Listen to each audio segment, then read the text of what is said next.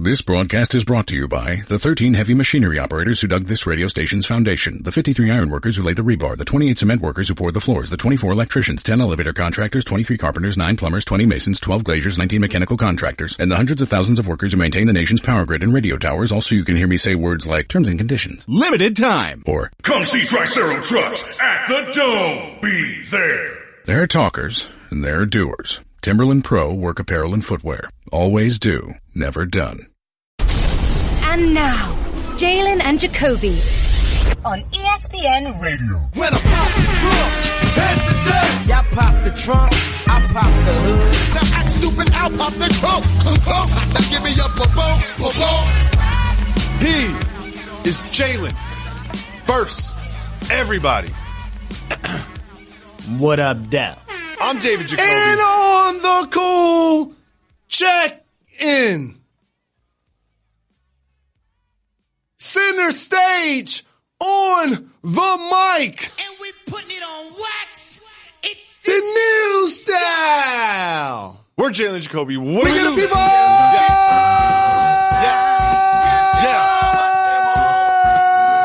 Yes. You okay? You okay? What they want. Happy Wednesday, everybody. It's Women's Wednesday here on Jalen and Jacoby. This is the day of the week in which we celebrate the more intelligent, the kinder, the more disciplined, the more reasonable, working, the more responsible, better the harder smelling, working, just the superior gender of our species, the ladies in our lives, and of course, around the world. You took the term crush out of it. That term is sexual. It's subjective toward women when you use the term crush. Thank you for saying Women's Wednesday and taking out the word crush. It's Women's Wednesday, meaning it has a sexual overtone. All female voicemails on Women's Wednesday. And we're going to start with this. Hey guys. Hey Jalen and Jacoby. This is Anna from Portland, Oregon. Huge fan of you guys. So currently my boyfriend and I are at the airport waiting for our very first flight out to Detroit for my friend Sarah and Bobby's wedding. Shout out to them. They're a huge power couple to me. I know you guys love power couples. Just got a question, soft move or boss move, to get one of those luggage carts, you know, at the airport and not put your luggage on it, but have your boyfriend just push you around the airport, you know, 'cause it's a pretty big airport. All right. Love you guys. Keep giving the people what they want. All right. Bye. Interesting. I thought she was going to say soft move or boss move, get the luggage cart. And I was like, oh, boss move, you got a lot of luggage. You can, you know, it's better than rolling around your luggage. But get the luggage cart, which is like $1.50 or something, right? And then just have her sit on it while he pushes her around in it like a stroller. Soft move or boss move, Jalen Rose. 1,000% boss move. I agree. Here's why. And anybody that's in a relationship or hoping to be in one, there's nothing like creating fun. Out of situations that may seem normal or mundane when everybody else is serious. Like walking through the airport. Stressed out. Everybody's in everywhere. a rush. Yeah. People hurry walking. People trying to change flights. If you could just break that up by creating some fun, almost like a childlike enthusiasm when you went to the supermarket with your parents and they pushed you around in a shopping cart, it's the exact same thing for me. Anytime that your boyfriend does something for you that makes you feel like Cleopatra, it's a boss move. You know what I mean? And anytime that you can elevate your lady to a queen-like status, even if it's sort of with a little bit of fun and humor like you were mentioning, that's good. You know, it's still fun to overdo it sometimes. Like sometimes when I go to dinner, I'll pull out the chair for my lady. You know, it's 2018. You don't really have to do those things. But just overdoing it, it's nice. Another boss move I do is if let's say I've done this to you before. Let's say I've got a rental car and we're in Bristol. We walk to the parking lot and I'm about to drive you back to the DoubleTree Hotel. I will walk over to the passenger side and open the passenger side door for you, just like one of my male friends, and have them sit like I'm an Uber driver, have them sit down and then close the door, just like let me take care of you. I'm driving today. Hit the brakes. You have never done that for me. I do it for my other You're friends. lying to the people. Then I do it for my right other now in this microphone. Reg, I've never done that Kayla, once. I've never done that Arlen, once. Never done that once. Tanner, I've never done that Lisa, once. both Curtises. I've never done that once. We've been doing this show 8 years. Y'all have never heard any inkling of what just came out of your mouth. I've never done that once. Ever. Oh, I do that for my friends all the time. I guess I don't like you that much. Well, let's section it then. You said the DoubleTree. When have you ever taken me to a DoubleTree? That would have to be in Bristol. In Bristol, that's what I was talking about. I said the Bristol parking lot. And that probably only happened with us totally like 3 times ever. And those times you did not open the door for me. You're lying to these people. I do it a lot with my friends. So what does that say about your relationship with me? We're not friends. We're colleagues. We're colleagues, dog. You're supposed to answer that question by saying we're brothers. You missed the mark. We're colleagues. You know what? We're colleagues. You know what? This is the perfect example why we should have kept this show called The Rose Report. This is why right now. We'll be breaking up. It's like Belichick and Brady. Like Ian O'Connor could write a book about us. This is a perfect example of why certain groups don't add every member into the title. Because the guy started getting like this. Yeah, I guess we're not friends. You know what I mean? I thought he was going to be like, we're brothers. He like, no, we're co-workers. So we'll see who you go hang out with when this show's over. I just saw something that came across my social media. I found it interesting. Okay.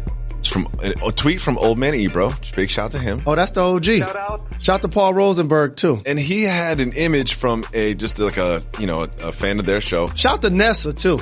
That said that the MGK response track was uploaded 7 months ago. What? Oh, okay. Now, this is some like internet stuff. We have to go into the code and like find out what something's uploaded. I don't believe that to be true. That's not true. I don't think it's true either. I don't think that's true. It's interesting. It's an interesting theory, but it's just not true. Like, here's the thing. You don't even know what you're doing next weekend. They didn't plan this beef 7 months ago. You know what I'm going to plan? I need to plan trips to go visit Hot 97 and my peeps. Also, the Breakfast Club. You should. Put on for this program. You should. I talked to the homie Charlamagne about coming on. He said he would. Shout out. Him coming here, you going there. Coming on our show, it just that the time doesn't always work out. He's busy. We'll figure out a way to get it done. He's busy. He's got a lot going on. Big shout to Angela, too. Big shout to Charlamagne. Envy. Charlamagne got mentioned twice on Eminem's album. Yep. Got mentioned twice. Big shout to Charlamagne. He's doing it big, man. I was excited to see his growth. Yeah, that's the homie. Over the past decade. Never sold out. Never did. Let's get the people doing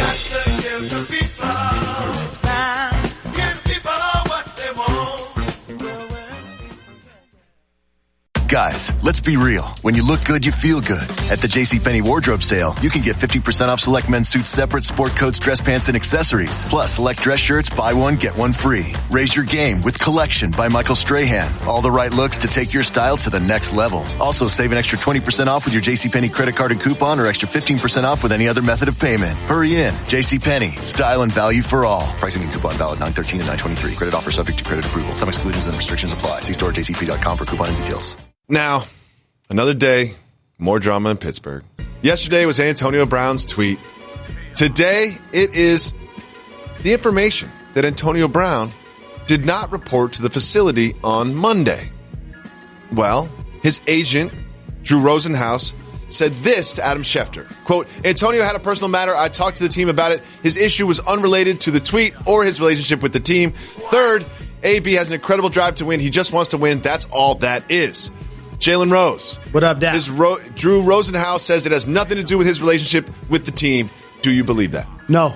And the one thing about this situation in Pittsburgh, I've talked about it headed into the season. The underreported story of the year is that this is Le'Veon Bell's last year with the Steelers. Mm-hmm. No question about it. That's the story of this NFL season. This is Le'Veon Bell's final season with the Steelers. He's going to wear a different uniform next year. And what's unique about this scenario is he's established himself as one of the best players in the game. Yep. Antonio Brown established himself as one of the best players in the game. Mike Tomlin, one of the best coaches in the game. And the Pittsburgh Steelers have been a model of consistency. So where are the fractures? Because the organization didn't take care of Le'Veon Bell when they should have. Nope. That's all they had to do. In my opinion, you saw he was one of the top backs in the league. He is unquestionably. A couple of years ago, if they would have taken care of him contractually, then I think things would be a lot smoother. And the other thing I want to point out is when tragedies happen and they don't take place in your eyesight or right in front of you, it's easy to dismiss them. Sure. And continue with your normal life. They get a chance to see Ryan Shazier. And here's a guy who could have lost his life playing football, but did lose his career and is battling to try to figure out how to walk, how to run, how to be a productive member of society physically in hopes of playing football again. So both of them sitting back looking like, wait a minute. AB, like, y'all didn't pay him. Every time but y'all want me to get out there. Every time we snap the ball, that could happen to me. Correct. Every time we snap the ball. So let me make sure that everything is right if I'm going to go out and risk that every time I hit the field. And also, frankly, he and Big Ben have struggled to connect. Big Ben overthrew him 6 times in the previous game. Mm-hmm. That's the most in any game. And that's frustrating. That's frustrating for him. So here's another thing is, I can't help but think, you said something smart, winning is the best deodorant. Mm-hmm. Winning is the best deodorant, and losing stinks. Correct. And here's what's happening. If a couple things went different, like, people always talk about the Bucks and Fitzmagic, but Ryan, they scored too. That was a 1-score game at the end there. If a couple things broke a different way and the Steelers were 2-0, we don't even talk about this. Gather around, boys and girls. I agree with you, family. And here's some points for media members to run with, too. Number 1, should have taken care of Le'Veon Bell. Keep the big 3 in tow as long as you can. Sure. Number 2, when the Shazier thing takes place, it makes everybody look at life and football a lot different because it's happening right in front of you. Of course. Number 3, all of the guys that we're talking about, Le'Veon, Brown, and even their head coach Mike Tomlin can get another gig just like that. So it's not like they have the fear of, I don't have what it takes to make it in this league, and sure.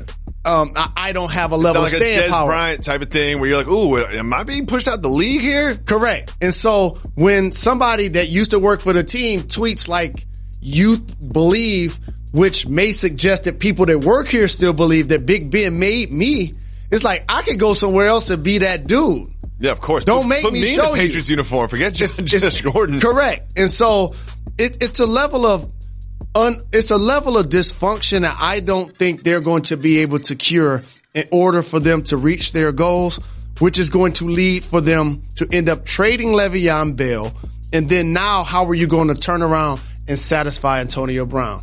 That's going to be a head-scratching proposition. Because Antonio Brown he's not severely underpaid. I'm sure he's looking at Odell Beckham saying, I'm the wide receiver that he is, and I should be getting every penny that he does. But it's not like he's in a situation where he's dramatically underpaid. But it just seems like he's unhappy. And if they lose Le'Veon Bell from the team, that makes them worse on offense, makes things harder for Antonio Brown. Thank you, David Jacoby. Correct. If you guys aren't taking care of Le'Veon, and he clearly has shown that he's one of the best people in the game, you're crippling the product you put on the field each Sunday. We're not getting better without Le'Veon Bell. We're not getting better. So, yes. James Conner's cool and everything, but he's not Le'Veon Bell. Nope. Correct. So, Le'Veon Bell seems to be taking this all pretty well. We saw him on the jet ski talking to a fan. And the latest is we've got some video from his album release party. He's in Miami. Shout out to DJ Iron Lion, went to my high school. He's in Miami, and he's just like rapping along to his songs. And this isn't shot on iPhones. This is shot on a real camera. Like, he wants this to get out there. Jalen, is he doing this on purpose? Is he kind of putting himself in the public eye on purpose as a message to the Steelers front office and his teammates? No, he's being someone that has interests outside of football. And as a 30-year-old running back, at some point he has to start thinking about things that excite him, things that give him a rush other than football, because that's not going to be forever. And you will see people keying when they say, oh, here's another athlete trying to be an MC. Yep. He's not trying to do this because he hopes to go diamond one day. He's trying to do it because it's something that he loves. He enjoys it. Some people knit, some people whittle wood, and he likes to just record some tracks. And by the way, he clearly knows that rap isn't paying him what football is paying him, because he could go to the Steelers camp and get $14 million right now if he wanted to. Yes, he's losing like around just under $600,000 a week in game checks. Yeah, he's using $800,000. Do you think he will show up? Do you think at some point, like week 5, week 6, he just shows up? I don't think it's in everyone's best interest for that to happen. You could show up when we're 5-0, and then people will still look at you sideways. You could show up and we're 2-3. They're still going to look at you sideways. So at this point, I think because players have talked publicly, since Antonio Brown is now missing workouts, it's become a point of conclusion that the ultimate settlement is going to be like Khalil Mack's, where they trade him to another team that's going to put him his name in headlines, going to embrace him being there, and give him a big deal. Yeah, exactly. You can put that one last for a reason. Well, we don't really hear about this sort of drama with the Steelers franchise, and we really don't hear about this sort of drama with the Patriots franchise. But Ian O'Connor has a book coming out about Bill Belichick, and in that he has details about the relationship between Bill Belichick and Tom Brady, which wasn't really fractured until this offseason, but we didn't really understand how fractured that possibly was until we heard this from Mr. O'Connor. And he wrote, quote, he said, quote, "If you are married 18 years to a grouchy person who gets under your skin and never compliments you, after a while you want to divorce him. Tom knows Bill is the best coach in the league, but he's had enough of him. If Tom could, I think he would divorce him." He said that Tom Brady was considering leaving the Patriots as soon as late March. Jalen Rose. Do you think Tom Brady was really considering leaving the Patriot franchise? Fellow Michigan alum, and he's established himself legitimately in the conversation of being the greatest quarterbacks of all time. There's always going to be turbulence in any relationship, especially a successful or one that's failed, but more importantly, one that's lasted 18 years. 18 years, you're going to have some bumps in the road. And usually players aren't allowed to be in one situation that long, and coaches aren't in one situation that long. So this is actually a unique and perfect storm for both of these people to be in the same place at the same time. And guess what they accomplished together? We're not talking about Bill Belichick as the greatest coach of all time. Mm-hmm. Tom Brady's in the conversation of greatest quarterbacks of all time. And the Patriots are in the conversation of model franchises. Of course. So there is going to be some push and pull when you're the head coach, because your job is to win today's practice, win Sunday's game, but also nurture your roster to the point when guys start to slow down, I have a plan in play. Quarterback isn't excluded from that. No. So for Tom Brady, when you've accomplished what he's accomplished, you can now kind of go around the coach. And some of this tension resulted from the way that the Patriots drafted and nurtured Jimmy Garoppolo and sort of treated him as the incumbent quarterback, and that rubbed Tom Brady the wrong way. They obviously traded him to the 49ers, and some of this stems from Alex Guerrero. You know, we all know this story. Tom Brady's trainer and business partner, who was very close to the team, traveled with the team. Mm-hmm. Bill Belichick was kind of like, yeah, and let's not do that anymore. But many people that talk about this topic for public consumption, they talk about it in hindsight. They didn't draft only Jimmy Garoppolo. They drafted Jacoby Brissett as well. My man Jacoby, he looked good too when he started. And so now the way Jimmy Garoppolo performed and then performed in San Francisco, we're going to automatically give him that made man badge because he was with the Patriots organization, and now he got a $120 million deal. But there was another quarterback they also took, and that part gets lost. And so if you're Tom Brady, you're like, I ain't trying to retire. He keeps coming out saying he want to play multiple more years. So you kind of do what a linebacker can't do. You go to the owner. Yeah. And you like, these two dudes that y'all got on the roster, I don't like them around. I don't like them around. I know what you're doing. I don't like them around. But if I was Tom Brady's best friend, after a couple glasses of wine, because I know he's from Northern California, I would say, Tom, if you were the general manager, if you were the owner of the Patriots franchise, what do you want him? Not to have a backup quarterback? What do you want him to do? Like, of course, you're 40-something years old, dog. Of course we got to plan for the future. This is what you do. If you were the GM, you would do the exact same thing, so you can't hold that against them. We just talked about the Steelers. Guess what they did in this year's draft? Pick somebody in the draft to be their backup quarterback. Mm-hmm. Guess what the New York Football Giants should have probably considered doing, even though I think they did the right choice in taking Saquon. They could have probably taken a quarterback. At some point, even though he's won a Super Bowl for you. Lineman, to be honest with you. Yeah, but here's the deal. Just because a quarterback has won a Super Bowl for you, Joe Flacco comes to mind. That doesn't mean that they're going to be there forever. Everybody is replaceable. It has to be everybody is replaceable in every job around the world. It's time for News That Matters. Kylie Jenner, don't need to explain who she is, part of the most famous family in the world, had this post on social media that is very important news. Quote, last night I tried cereal with milk for the first time. Life-changing. What? What? What? Life-changing? You didn't understand that those boxes of cereal you pour into a bowl and you put milk in it? How did she get so far without trying cereal with milk? I don't know how you get past 2 years old without having cereal with milk. Oh, I've got a million kids. Do you know what they eat? Cereal with milk. Correct. Day and night. I don't know how that even takes place. Now, there may be a level of privilege attached to this where maybe she had a personal chef doing eggs every morning. Cereal, but she wasn't eating it with quote unquote milk. There's a lot of different ways to have, maybe let me say this. A healthier version. Everyone's focused on her eating cereal with milk for the first time, but I want to bring this up. Eating cereal at night. That's a failed test. Absolutely failed test. That's a failed test. I love me some cereal. But you know what else that is? All times. Not in a relationship, probably. Or doesn't live with the person. And or you don't cook.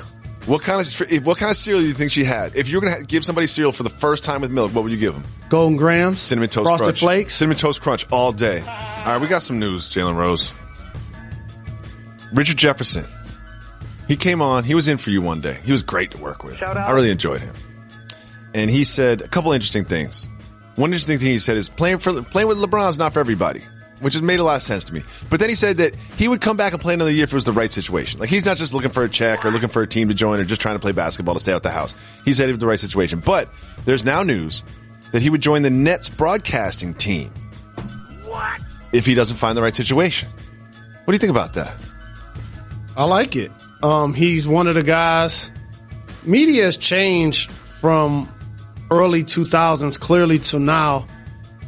I remember trying to get into this industry in 2002. It just wasn't as many outlets. There was no NBA TV. There was no NFL Network. And there wasn't digital things like Undefeated or Uninterrupted. Yeah, it wasn't social media, period. So it wasn't Instagram, wasn't Twitter, wasn't a way to really catapult yourself, and so you were serious in doing it unless you got a chance to work with Fox, Best Damn Sports Show, which I did, and ESPN, which I did. So Richard now, and a few other players that I see, CJ McCollum comes to mind as well. He's going to be in the media. Have done a terrific job of not only playing in the league, but also showing that they have media chops. At the same time, like you did it towards the end of your career. You know what I mean? You weren't averaging 20 when you started getting in the media. You're wrong. Really? Yes, you're wrong. When did you start? When I got traded to the Bulls. And I was averaging 23. Well, yeah, you had to. Someone had to average 23. Well, it's easy for you to say. But the thing about what he's done is he always had a personality. It just didn't necessarily coordinate with his opportunities that he got as a basketball player. While he was on the Nets and they did a couple of NBA Finals runs playing with Jason Kidd and Kenyon Martin, he was out there doing his thing.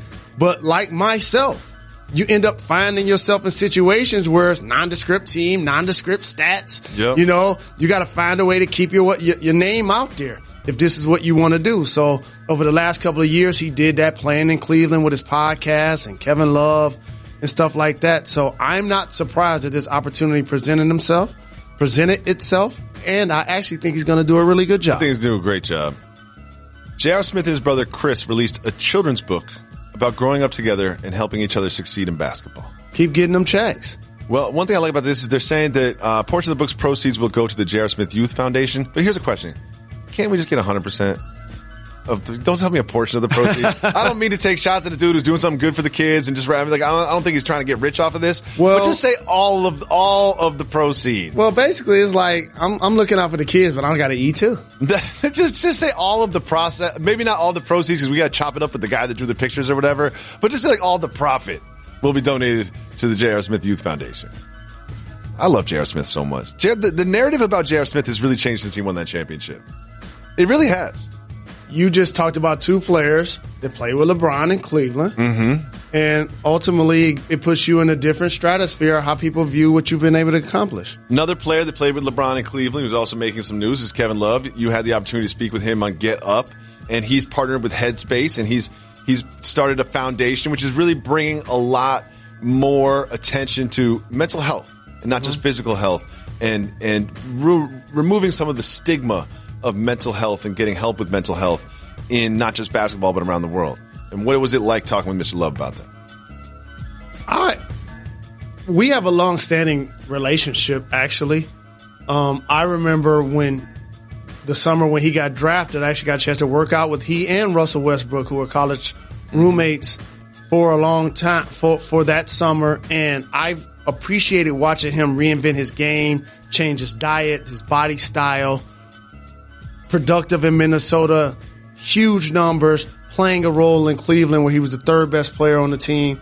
Now he's looking forward to the opportunity to be a leader in the locker room. You know what I like? I kind of like his clothes for Banana Republic. They're kind of down the middle. I think like in that relationship, like you're more the Russell Westbrook and I'm more the Kevin Love. Like Kevin Love, Banana Republic, just got like a trench coat and like some reasonable pants. You know what I mean? There's nothing crazy. And then Russell Westbrook dresses like he does, which is kind of like the difference between us. Well, and uniquely again, like both of them are interested in fashion. And if you didn't know that they were college roommates, you wouldn't realize that they're going into that endeavor directly or indirectly with the same thoughts in mind, but different fashion sense, clearly. Well, yeah, very different fashion sense. If you had to have Kevin Love's wardrobe or Russell Westbrook's wardrobe, which one would you go with? I'm not showing my ankles. And I'm not showing my chest like it's Saturday Night Fever. So those are both all Russell. You had to say was Saturday Night Fever when we were on Celebrity Family Feud. That's all you had to say. Hey, Saturday night Fever. I was like, party. You're the best. Upstart has revolutionized the way we borrow money by going beyond the traditional FICO score to offer personal loans, taking into account factors like job experience and education when determining your interest rate. It's so quick and so easy. Checking your Upstart rate is free and has no effect on your credit score whatsoever. Your Upstart rate takes just 2 minutes. And if you're approved, you can get your hands on some funds as soon as the next business day. You can pay for just about anything when you're approved for a personal loan with Upstart. Okay, some people have a lot of debt. I understand that. Everyone's been through that. Some have a little bit of debt. The vast majority of us have some debt. But the path to financial freedom can look awfully bleak when you have a high interest debt. Guess what? If your FICO score isn't great, you can still make breaking out of the revolving debt cycle harder than it needs to be. So here's what you do. Upstart can offer you personal loans. They're not like the ones that your bank or credit union provides, because Upstart goes beyond the traditional FICO score when assessing your credit worthiness. Join the 100,000 people that have used Upstart to pay off credit card debt, fund their wedding, or simply just make a large purchase. Now it can be your turn. Hurry to upstart.com/Jacoby and find out how low your Upstart rate is. Checking your rate only takes 2 minutes and it won't affect your credit. Go to upstart.com/Jacoby. Get your hands on some funds. Pay off your other debts. Buy some new things. Upstart.com/Jacoby. So vaping is pretty popular right now. No ash, no odor, no brainer. But sometimes it's hard to find a satisfying vape that's simple and convenient. So Blue, who introduced vaping to the world, is now introducing MyBlue. MyBlue gives you all the satisfaction with none of the hassle. Just click and go. With MyBlue's easy-to-use one-click liquid pods, you can switch between flavors in seconds. You have a range of delicious flavors to choose from. Just 20 minutes to charge, and you're set all day. Plus, it comes with a free limited lifetime device warranty called MyCare. Ready to make the switch? Try MyBlue today at MyBlue.com. Not for sale to minors. Warning, this product contains nicotine. Nicotine is an addictive chemical. Jalen Rose.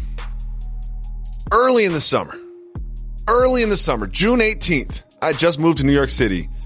And here in this room, in this program, we were talking about the tension in the locker room of the Minnesota Timberwolves, particularly between Karl-Anthony Towns and Jimmy Butler. Well, that tension has not resolved itself over the summer. And much like the Steelers, seems like every single day there's an update on what's going on with the Timberwolves. Mm-hmm. There was supposed to be a meeting on Monday between Jimmy Butler and the Timberwolves brass. And then Jimmy Butler tweeted that was actually going to be on Tuesday. Then there was a report that the meeting that was going to be in Minnesota, this is the latest, is actually now going to be in Los Angeles. The old, I'm not coming to you, you come to me for the meeting. What does this latest update about the meeting location tell you about the situation in Minnesota? It furthers the point that I was alluding to on this program, was that there clearly has become a divide between Tom Thibodeau, who, when you give him $50 million to be the leader of the franchise, in its face also is the head coach, and Jimmy Butler, who he coached in Chicago, who's a veteran, has been around the block, that wants to find ways to either pat on the back or kick in the butt his young teammates in Karl Anthony Towns, who has superstar potential. Oh, yeah. And Andrew Wiggins, who's shown to be a really productive player with the max contract. And so that push and pull has played out in the locker room. It has played out in the media. Mm-hmm. It came to a distinct, it got a level of definition when you saw how they performed against the Rockets. Yep, especially Capella on Towns. I remember that. Yeah, and Karl continued to drift, and people were wondering, are they using him right? Mm-hmm. Or does he not want it? Is Capella just like all of a sudden a lockdown defender? And like, wow, we're paying Wiggins how much, and he's doing this level of productivity. And then Jimmy comes out and says, I need these guys to play harder. I need these guys to play defense. I need all of these things, and you're saying it publicly. And then Karl Anthony Towns like, all right, Booker, I guess I could come to Phoenix. Yep. Let me check out that jersey on Twitter. That Rockets-Timberwolves series that people will forget because it was so early in the playoffs and didn't last that long, that will leave a bad taste in your mouth if you wear a Timberwolves uniform all summer long, which I think relieves to some of these reports and some of this tension. And so now you fast forward to Jimmy and the organization meeting. It's really to clear the air for a player that's still under contract for another year. Could sign an extension, but didn't. Mm-hmm. Karl Anthony Towns could have signed an extension, but didn't.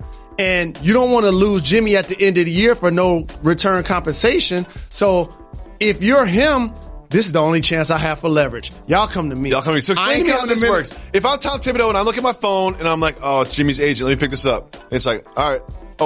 Oh, wait, he wants me to go to Minnesota. Wait, I thought the meeting was in Minnesota. He's got to come here for training camp. Oh, you want me to get on a plane and go to Los Angeles to meet with Jimmy? He hangs up the phone. He's like, this dude. I'll tell you how both of those calls go. I'll tell you how Jimmy speaks to the agent. I ain't going to Minnesota till I have to be there. I'm going to go the night before training. And then Jimmy's agent's like, Jimmy, you already said you were going to go. No. Jimmy agent gets on the phone with the team. Like, I got off the phone with Jimmy. He got so many things he need to do in LA. A lot of family he got stuff. Meetings. Yeah, he's working out. He's working out with 2 the times trainer. a day. Yeah, it's There's really so important. many things he doesn't want to break the routine. Yeah. He's doing a really good thing. It's probably best for the organization chef is out there that you come out here. Yeah, so it's best for everybody. He's real focused on getting right for the season. That's how those conversations go. But ultimately, I think what's going to take place is either we're going to see Jimmy long-term with the team. Oh, I know what's going to happen.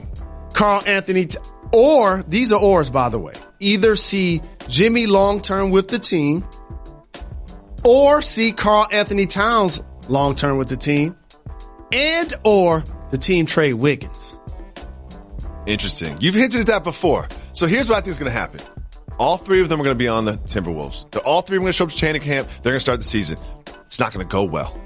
It's not going to go well. That tension in the locker room, they're going to start to lose. Winning will relieve that tension, but losing will multiply that tension. And Jimmy Butler gets traded before the trade deadline. That's how I see this playing out. But who knows?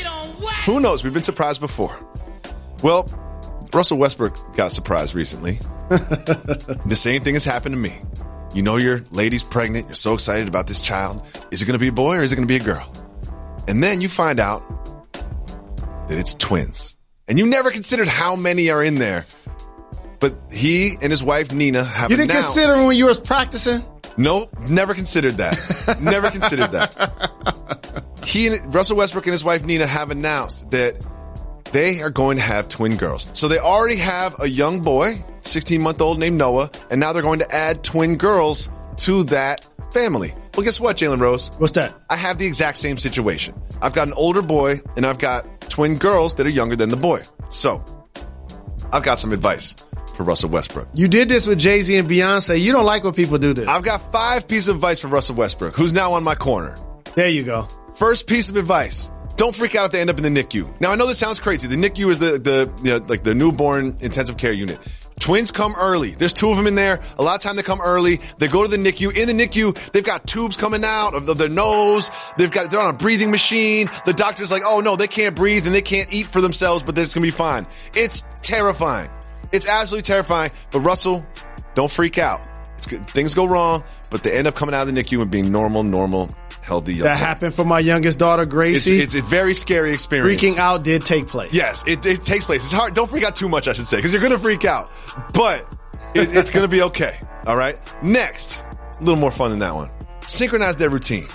You got 2 newborn babies. You know what they have to do? Sleep at the same time, nap at the same time, eat at the same time, bathe at the same time. You got to treat them basically like they're one baby. Like, you can't have them on different schedules. You can't have one waking up while the other one goes to sleep. That'll drive you crazy. It's hard enough as it is. Synchronize their schedules. And they've been in the womb together for the last 9 months, so they're used to moving as the other one moves. Yeah, they're comfy together. Next piece of advice for Russell Westbrook.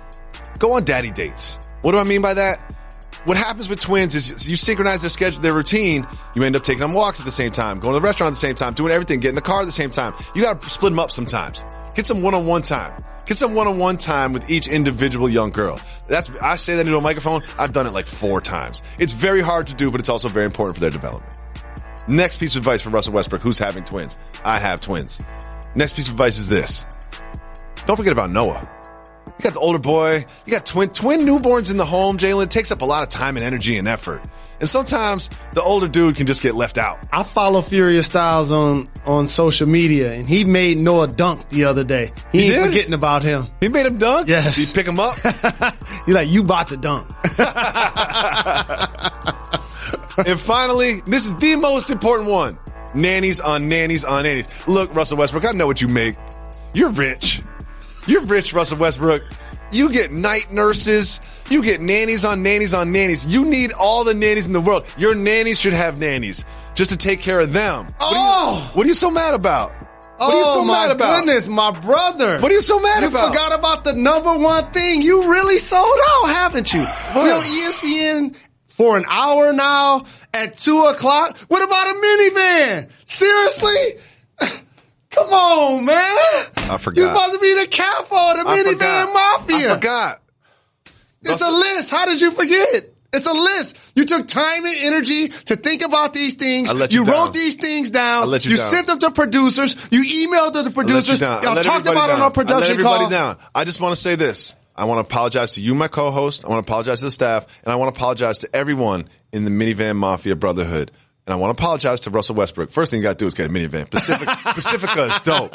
Don't try to be cool. Don't try to get the big Benz. You can't fit all the car seats in the back of the big Benz. They're going to tell you can, but you can't, Russell.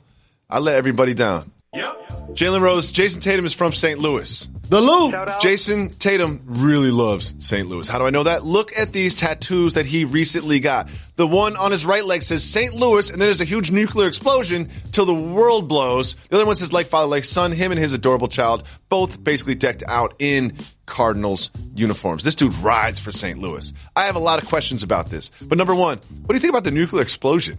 I'm not mad at it because that's a term I've used about my hometown before. Really? Absolutely. I'm not mad at it. The other one says like father, like son. And they're people put on St. for their Louis home regalia. I really like Jason Tatum a lot. But here's what I want to put out there for media members and fans and players. And I kind of paid attention to this dynamic more when I started to be a founder of JRLA. Mm-hmm. Is usually when players go off to college and then they go off to play in the pros, most of them, I ain't going to say forget where they came from. No. But they never go back to where they grew up. That's fair. What ends up happening is players end up living Los Angeles in the city that they had the most success. Atlanta. And or the city that on the map you turn to seems to be a vacation destination. Mm-hmm. Like Miami, like Atlanta, like Los Angeles, like Houston, that type of thing. Like I like DC. to see him riding for St. Louis. I like to see him riding for his hometown, representing the Midwest. However, the way he represents St. Louis pizza is questionable, but that's another topic for another time. Well, the Philadelphia 76ers hadn't had a GM for a long time. They drafted without a GM. Brett Brown seemed to be making most of the personnel decisions. Well, they've announced who their GM is. They interviewed a lot of experienced people that had, previously been GMs. They decided to go with Elton Brand. Elton Brand, who was on the roster just a couple years ago as a player, was recently the general manager of their G League team. He has now officially been announced as their general manager. What does that tell you about where they are as a program right now? I think it's a really good hire. I'm happy for Elton.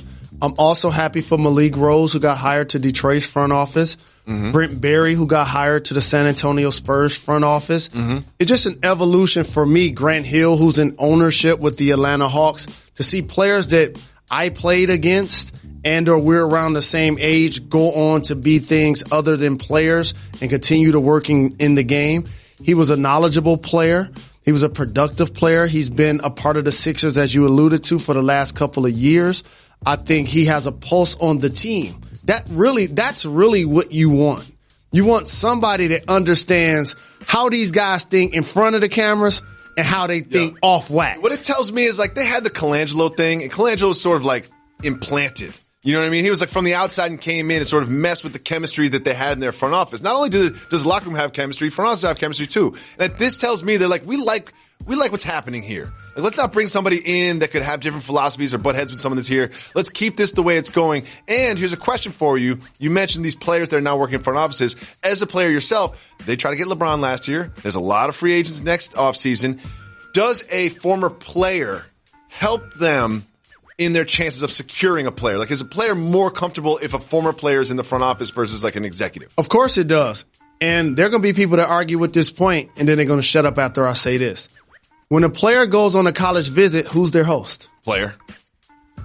For that exact same reason. There are going to be things that we could talk about and relate to that the coach is not going to be able to relate to, administrators not going to be able to relate to. I've seen you interact with other former NBA players. It's way different than when you interact with our colleagues here at ESPN. Correct. It's like you guys just have this kind of brotherhood that even if you've never met the person before, like y'all give each other pounds and speak to each other in a way that you don't speak to other people. And also, you talked about that level of cohesion. If you remember, Jerry Colangelo, who was brought on to be a decision maker and a special advisor to ownership, brought on his son, who, by the way, looks like Nicolas Cage, Brian Colangelo. And we saw what happened with his Twitter fingers and his situation that forced him to be ousted. So if Elton's sitting right there and he's shown you that he has the potential to get it done, you do your due diligence around the league and see if there's somebody else out there you feel like is going to bring more to the table. And then you turn around and decide that he deserves the job. I applaud them for doing so. Well, Brand's got some work to do, not just with bringing in free agents, but also with the players that are on the roster. Now, there are two players on his roster that are jump shot challenged, okay? Ben Simmons and Markelle Fultz. And Brett Brown is obviously asked about this all the time. And here's what he had to say about Ben Simmons and his jump shot and his summer. He said, this is what he told Tom Moore. He said, quote, I think the man hours he has put in is impressive. He says he's more confident in his shot. His jump shot is not going to define him. Do you think in one offseason someone can become a jump shooter? We ran into Ben Simmons this summer. I covered him when he was in college. I'm a huge fan of his game. I said to anybody that would listen on this program while he was injured and while Joel Embiid was injured that they were going to be what for the league when they got healthy? A problem. Said it for a year. Okay, it was not even being discussed. He has a huge flaw in his game. I think with work, as Brett Brown mentioned, it can get fixed. But his latter comment made me think of something else. When he talked about having the ability to like take it to that next level with his work ethic, I just want to see how it's going to go dating a Jenner. It's over now. They broke up. I know you don't keep up with the Jenners the way I do, but that's over now.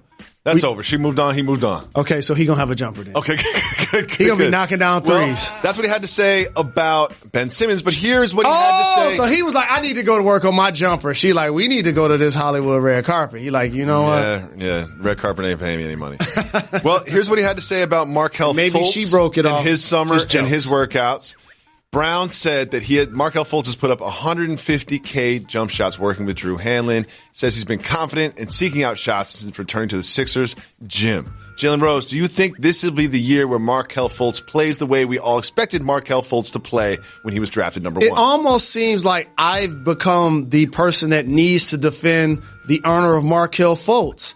And I don't mind doing it because when they put him in the game at the end of last year, I saw him get a triple-double. But then they didn't play in the entire playoffs. And I was frustrated watching them play against the Celtics. When you just took me number 1, you traded me for Tatum. He's out there getting 20, and you giving me DMPs? In like 5 minutes. That's almost disrespectful. And I was just playing it pretty well at the end of the regular season. Do you remember the streak that the Sixers won to finish the regular season? Like, yeah, they won like 19 in a row or something. One of the best teams in the league for that stretch. And Markelle Fultz was playing for that stretch. And then when the Celtics series comes around, guess what? He's on the bench. So I do think he's going to be a productive player, and I'm looking forward to seeing his improved jump shot. That could go either way for me. I could see him being just a phenomenon, being excellent. I could also see him doing the same thing he did last year. Who knows? Well, Danny Green was on a podcast recently, And he reminded us of a tale about the recently retired Manu Ginobili, who we will celebrate by just celebrating his grit and his hustle. Because Danny Green was on the podcast and told the story of when Manu Ginobili took a charge and was hit in the nether region so hard that he had to have a testicle removed. That's a sacrifice I wasn't willing to make. You weren't standing in front of people drive down the lane? No. Even when I set a pick, I'll make sure I cover the family jewels. Somebody get a full head of steam. I'm quick to move out of the way and take out the ball quick. Here's the thing, Jalen. You never played any type of defense. Correct. You never played At different points in my career, I was forced to. You did. Your role changes based on your team and the opportunities in your age. Mm-hmm. I wasn't looked to lock down people in Toronto. It's getting old. So we have a segment called Keep It Moving. If you want to discuss the topic, you say hit the brakes. If you don't want to discuss the topic, me, you, and Method Man just keep it moving. Are you ready, Mr. Rose? Yes, indeed. First, Tywan Jones. There was a broken play. He was running around in his own end zone, lost his helmet, and got hit. We now have a picture of what the results look like. I need to see that. Hit the brakes.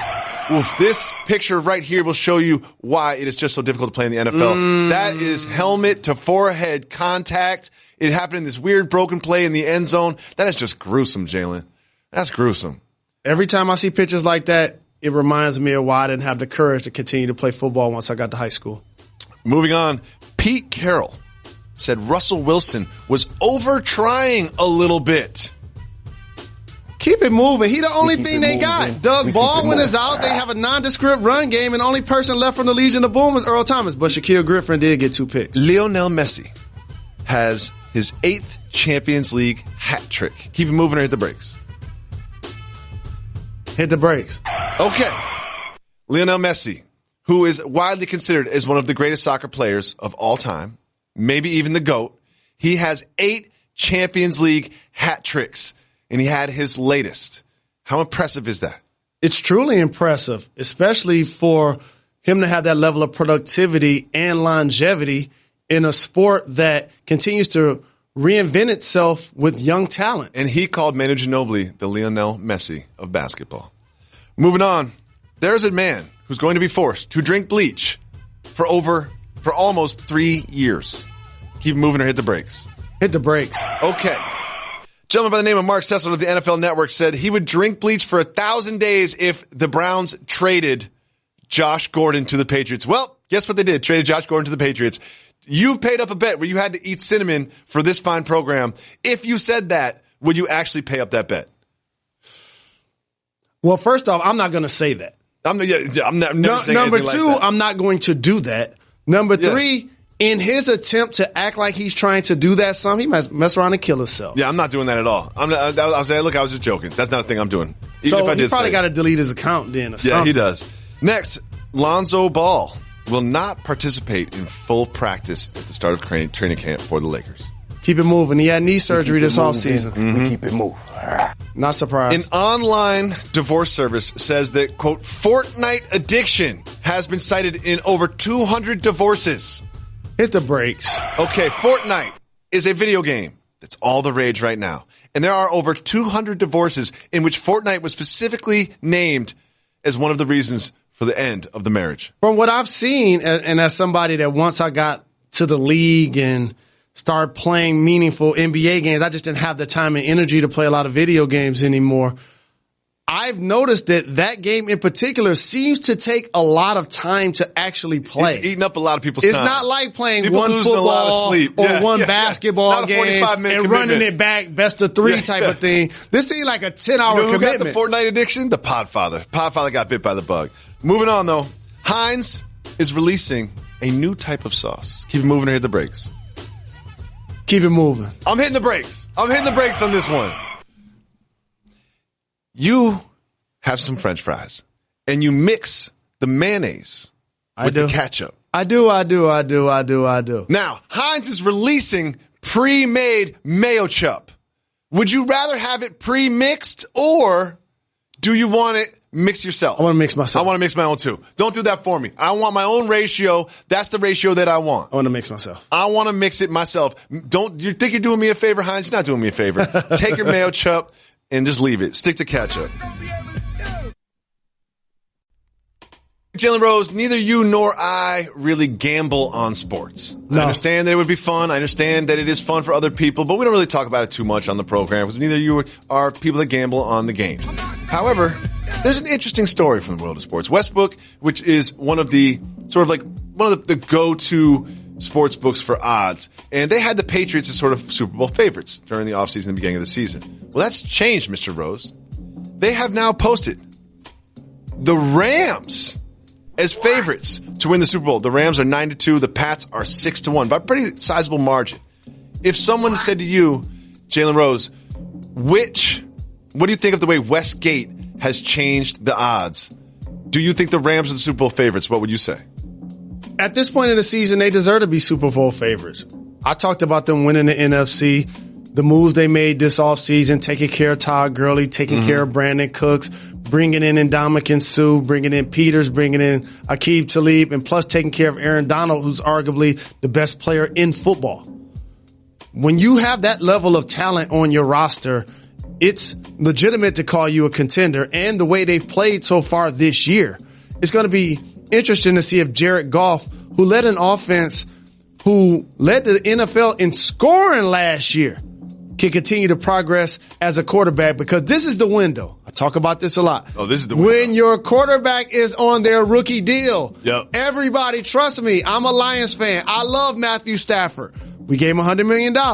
I saw Carr get that happen with the Raiders. I saw it happen with Garoppolo in San Fran. I saw it happen with Joe Flacco after he won a Super Bowl. I saw it happen with Russell Wilson after he won a Super Bowl. It's hard to build out your roster when you devote that much money to the quarterback position. Absolutely. I would probably pick the Rams as my Super Bowl favorite. And we've only seen 2 weeks, but what they did to the Cardinals, man, wow. It's hard to beat an NFL team like that. And for salary, Tom Brady's an outlier because he's uniquely positioned because his wife makes more money than he does. Well, he restructured himself a couple times to help the franchise. That helps, what I just said. Well, Oklahoma State, what they do something very unique to try to distract visiting kickers in their home stadium.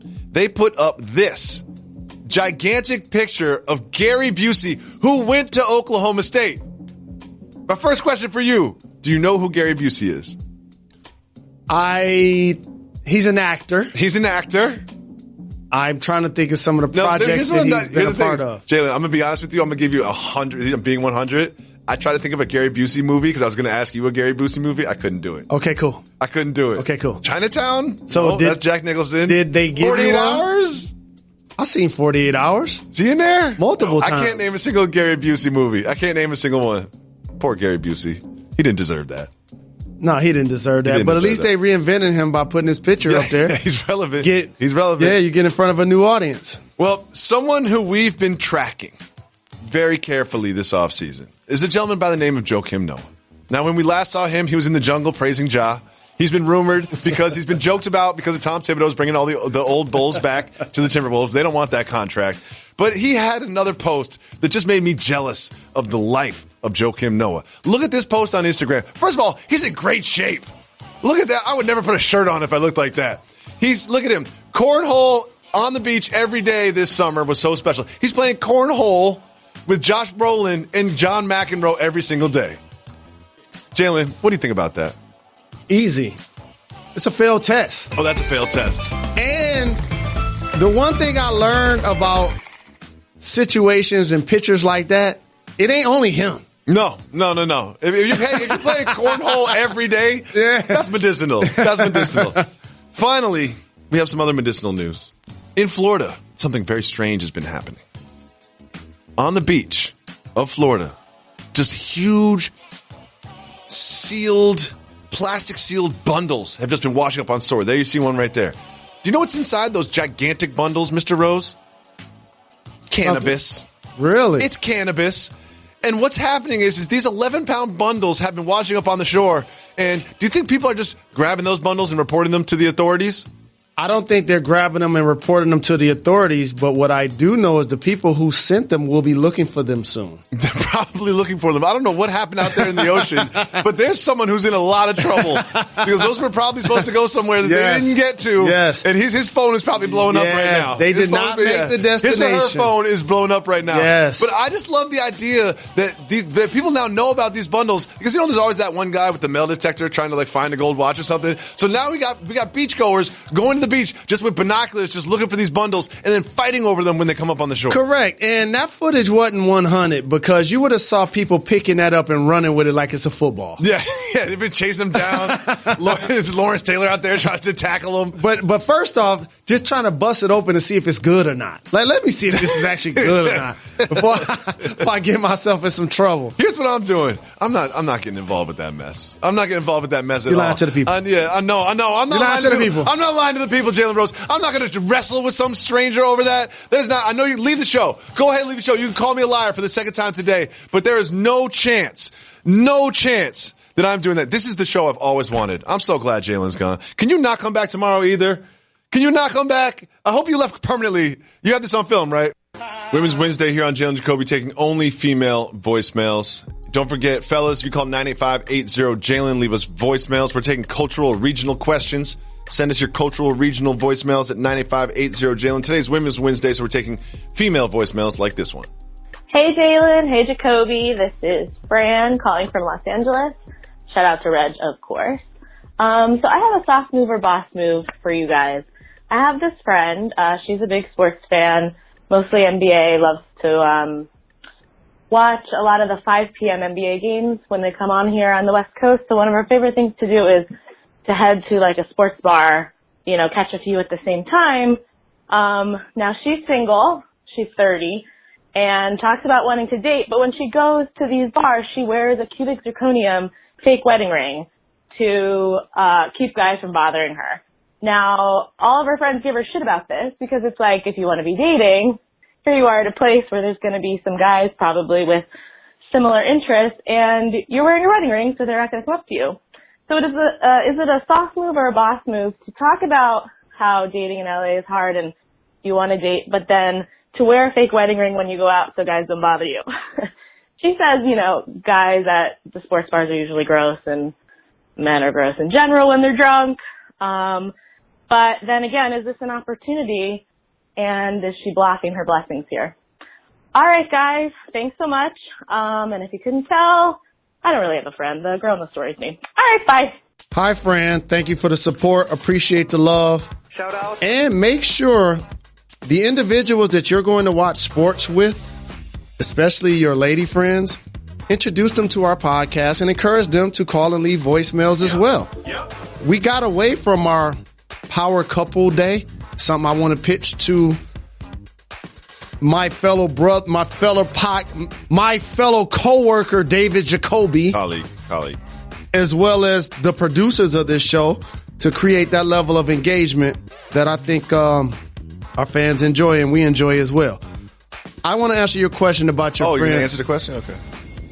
You on me today. What's wrong, man? What I do? I'm telling you, see me taking notes. Here's what happens. During the call, I ask you for a pen. During the call, you're like, yo, you want it or you're like, which one? We communicate. We non-verbally communicate about who's going to answer the question. And you're like, you looked excited about it. So I was like, yo, you answer the question. And then you just start yapping for 4 minutes about nothing.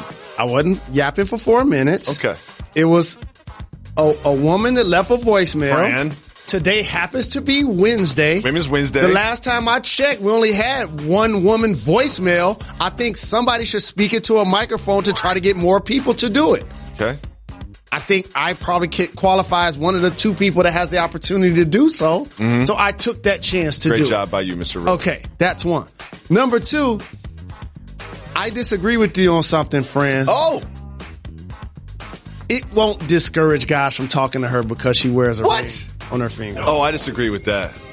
As a married man, go look at Molly Karen Rose mentions right now. Guys don't care. But that ain't coming up to Molly in a sports bar. Guys don't care. No. She's on TV, too. Guys will go up to a woman and be like, oh, he let you out? He let you have friends? Really? Yeah. See, I don't experience this. I mean, my girl gets hollered at, But I think first of all, there's a few things. Number one, women look for rings a lot more than men do.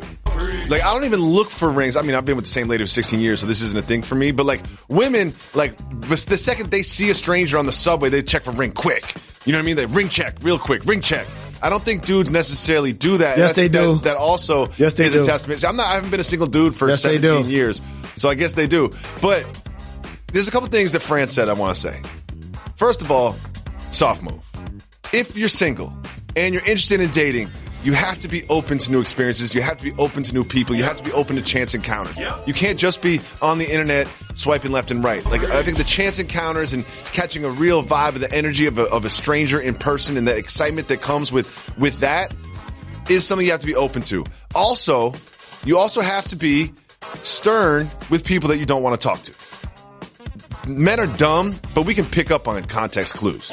Like, if you make it clear that you're not interested in the conversation, I think a dude will back off. And here's how you quickly do that. Do not let him buy you anything. Do not let him sit next to you. Don't engage in small talk. Ask questions. For a dude, one-word answers. Here's the only thing he trying to do is to get your attention. That's it. Sometimes it's a smile. Sometimes it's a reply. And he telling himself, she put down her guard a little bit. But I disagree with you, my brother, on a few things. What's that? Oh, man. And how many years have you been married? 8. And this is coming from the newlywed of the show. Wearing a ring on your finger as a single woman, it actually does something that you're underestimating. What's that?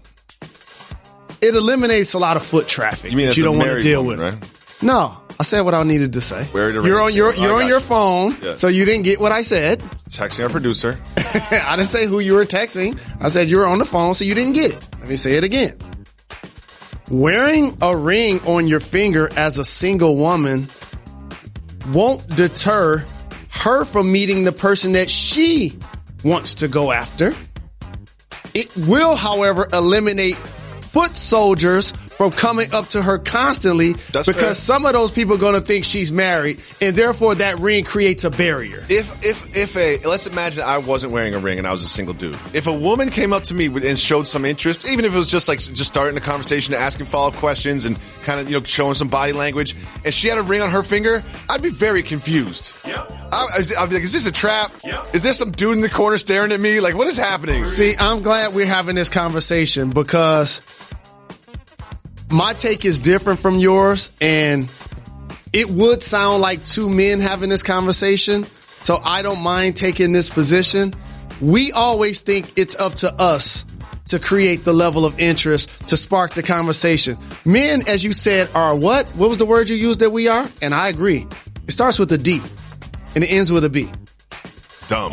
Correct. We're dumb. So dumb it took me a while to come up with that. Correct. And so here's what happens in the thing. We think it's all about us. Y'all don't realize that y'all being schemed upon. The women are the people that dictate if you actually going to get a phone number, if you're going to be able to buy a drink, if you're going to be able to see her again. Not the men. Women are in complete control. They're in 1,000% control. Here's the one thing that we can control is whether or not we open the conversation. That's the one thing that men control is do I have what it takes? Do I want to come up and open up that conversation? I disagree with that too. Here's why. Because they'll keep it moving on you. That's what I'm saying. But they have to open the conversation. Before you even get a chance to come up to them and speak, there's a way to huddle around the girl so you don't find a way to get in. Show the body like the double dutch. They can give you the body language. They can pick up the phone. Box you they out. can ignore you. Like, there's a way to stop a dude from coming up to talk to you. Mm-hmm. They control that. We don't. So wearing a ring on her finger and she's not married means nothing. And what type of dude are you opening yourself up to? Type of dude that's going to walk up to a woman with a ring on her finger and try to kick game? Like, that's not the type of person you want to be dating. But you taking it from the man's perspective. No, that's the female perspective. No, you just said, what type of dude do you want that's going to come up and talk to a woman that's wearing a ring? Yes. And for the 5th time, I'm going to tell you, he ain't in control of that situation. She is. What about the dude that she's going to walk up to and or give some body language to and or give a conversation to and then allow him to talk to her, and then guess what? She can actually tell him that. Oh, I'm single. It's just a ring I'm wearing. I know. See, that would be nice. then I would feel special if a woman did that. Like, maybe this is a good game for her. She comes up, starts a conversation, and then she says, listen, I just wear this ring to keep dudes away from me. It would make me feel like, oh, she likes me. Boom. You know what I mean? Boom. It's like, oh, she likes me. I just saw the light come on in your head. So it's like, I could see this kind of being a boss move in its own way. Thank you. Because like you select. You controlling the situation. You select who you go up to. But one thing I also want to disagree with is at the very end, Fran was like, dude, because dudes at sports bars be drunk. They do. And like, that's Check. the wrong type of dude. Check. It's just like, there's nothing wrong with dudes at sports bars. I go to sports bars. You know what I mean? This is like, dudes go to sports bars. If you're interested in the NBA, you're gonna be interested in the type of dude that goes to sports bars. And also, I have to conclude this conversation on this.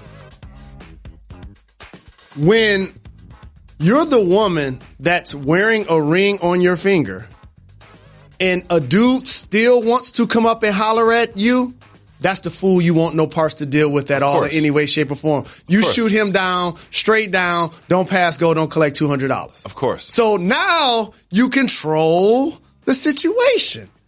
And I'm pretty sure, as we acknowledged to start this show, the more intelligent, the better smelling, the more disciplined gender has what it takes to do so. Preach. Thank you so much for the ladies that called in, Fran and Anna.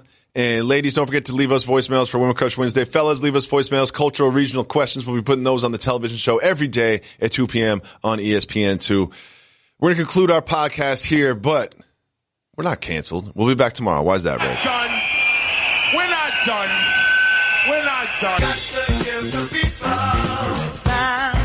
Give people what they want. They my little guys. I love them.